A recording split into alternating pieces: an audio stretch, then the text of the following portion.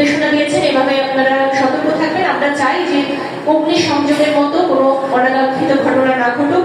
সবাই আবারও বলছি, পরিষ্কার পরিচ্ছন্নতা বজায় রাখবেন যাতে অপারেশনাল থাকে এবং রাতের বেলা যাতে পর্যাপ্ত লাইটিং এর ব্যবস্থা থাকে, এটা আপনারা নিশ্চিত করবেন। ভলেন্টিয়ার টিমের কথা বলা হয়েছে।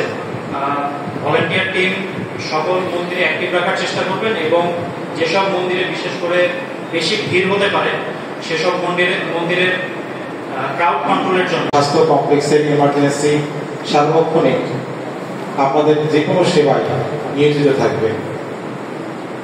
আপনারা যে কোনো প্রয়োজনে আমাদের পাশে পাবেন ইনশাআল্লাহ।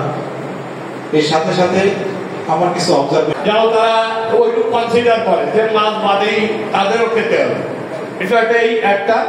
আর একটা বিষয় স্যার, আমার যদি শুনতে ভুল না হয় তাহলে প্রস্তুত রাখতে হবে।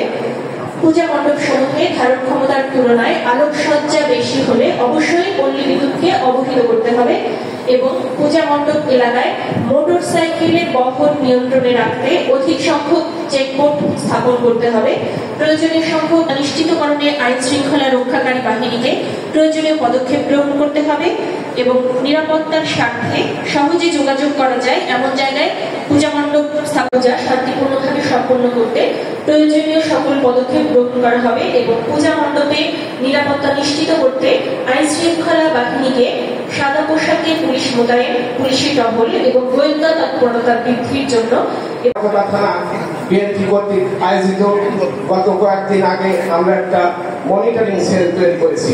সেই মনিটরিং সেলের মাধ্যমে তেরোখাদা 6টি ইউনিয়নের সমস্ত পূজা মন্দিরে নিশ্চিত আমাদের খুলনা বিভাগীয় 10 জেলার নেতৃবৃন্দ নিয়ে কেন্দ্রীয় নেতৃবৃন্দ সেখানে আসছিলেন।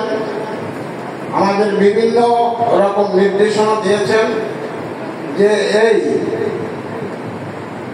সনাতন ধর্ম অবলম্বীদের এই দুর্গাপূজার সাথে আমরা থাকবো। যেহেতু গ্রাম বাংলার আবহমান কাল থেকে চলে আসছে সকল উৎসব, আমরা হিন্দু মুসলমান একত্রে আমরা সকল উৎসব উদযাপন করি। আপনার এই উৎসবে আমাদের সার্বিক সহযোগিতা থাকবে। আমাদের যে 13খাদায় 98টি পূজা মণ্ডপ আছে, প্রত্যেকটি পূজা মণ্ডপে আলাদা আলাদা সভাপতি এবং সেক্রেটারি নিয়োজিত আছেন। তো সেই ক্ষেত্রে নির্দেশনা দেওয়া হয়েছে যে প্রত্যেকটা মণ্ডপে যেন আমরা আলাদা আলাদা ডিও দিয়ে থাকি। থাকবো এ পর্যায়ে বক্তব্য রাখার জন্য আমি অনুরোধ করছি দুই সাথে আহ্বায়ক পার্থ বরণ বিশ্বাস।